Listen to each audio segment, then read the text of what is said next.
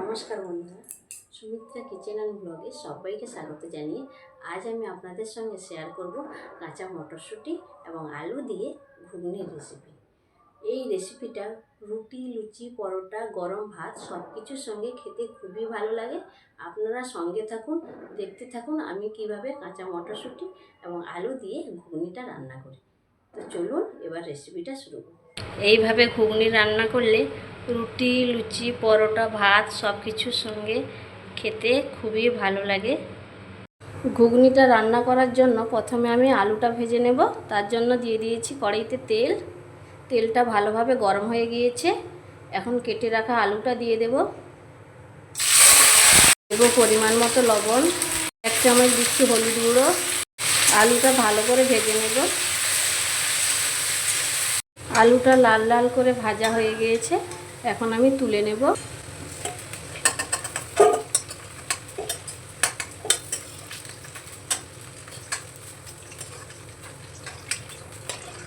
কড়াইতে কিছুটা তেল দিয়ে দিয়েছি। ফোড়নে দিব 2টো তেজপাতা।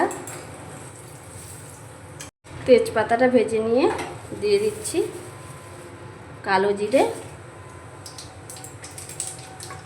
ফোড়নটা হয়ে গিয়েছে, এখন দিয়ে দেব রসুন বাটা। 2 চামচ মতো রসুন বাটা দিচ্ছি। রসুনটা ভেজে নেব। রসুনটা ভালোভাবে ভাজা হয়ে গিয়েছে, এখন দিয়ে দেব অল্প জল। 1 চামচ লাল লঙ্কার গুঁড়ো, 1 চামচ মতো দিব কাশ্মীরি লঙ্কার গুঁড়ো, দিচ্ছি 1 চামচের হলুদের গুঁড়ো,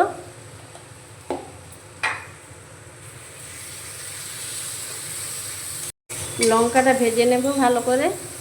লঙ্কাটা ভালোভাবে ভাজা হয়ে গিয়েছে, এখন দিয়ে দেব 2 চামচ মতো আদা বাটা, 2.5 চামচ মতো দিচ্ছি পেঁয়াজের বাটা, দিচ্ছি 2টো মিডিয়াম সাইজের টমেটো কুচি, 1 চামচ লবণ দিচ্ছি।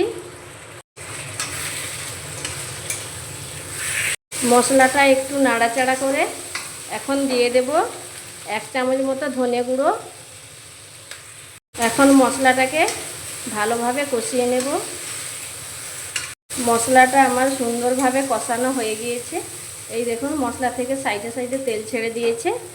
এখন আমি ভেজে রাখা আলুটা দিয়ে দেব আর দেব ছাড়িয়ে রাখা মটরশুঁটি। মটরশুঁটিটা আমি গরম জলে ভিজিয়ে রেখেছিলাম। দেখুন কালারটা চেঞ্জ হয়নি, একেবারে সবুজ রয়েছে। এখন আমি ভালো করে একটু কষিয়ে নেব। আলু দিয়ে মটরশুঁটি এইভাবে রান্না করলে খেতে দারুণ লাগে। রুটি, লুচি, পরোটা, ভাত সব কিছুর সঙ্গে খেতে খুবই ভালো লাগে।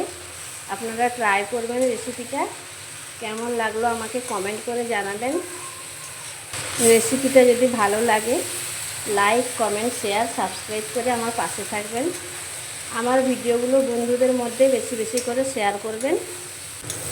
আলু আর মটরশুঁটি আমার ভালোভাবে কষানো হয়ে গিয়েছে, এখন দিয়ে দেব জল।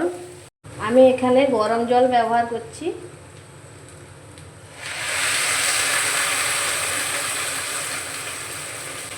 একটু নেড়ে নেব।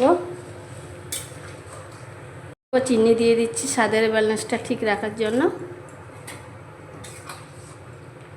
এখন আমি 10 মিনিট মতো রান্না করে নেব। ঘুগনিটা প্রায় হয়ে এসছে। এখন আমি একটা ভাজা মশলা দিয়ে দিচ্ছি। এতে আছে জিরে, ধনে, মৌরি, শুকনো খোলায় ভেজে গুঁড়িয়ে রেখেছিলাম, দিয়ে দিলাম 1 চামচ মতো। 1 চামচ মতো দিচ্ছি শাহি গরম মশলা গুঁড়ো। ভালো করে একটু মিশিয়ে নেব। মটরশুঁটিগুলো গরম জলে রাখার কারণে দেখুন একেবারে সবুজ আছে, কালার চেঞ্জ হয়নি। ঘুগনিটা হয়ে গিয়েছে, আমি নামিয়ে সার্ভ করে আপনাদের দেখাচ্ছি। দেখুন ঘুগনিটা আমি একটা গামলার মধ্যে সার্ভ করে নিয়েছি। কত সুন্দর লাগছে দেখুন, কালারটাও কত সুন্দর এসছে। নিত্য নতুন রেসিপি পেতে আমার চ্যানেলটিকে সাবস্ক্রাইব করবেন। অন্যদিন অন্য কোনো রেসিপি নিয়ে আবারও হাজির হব। সবাই সুস্থ থাকুন, ভালো থাকুন।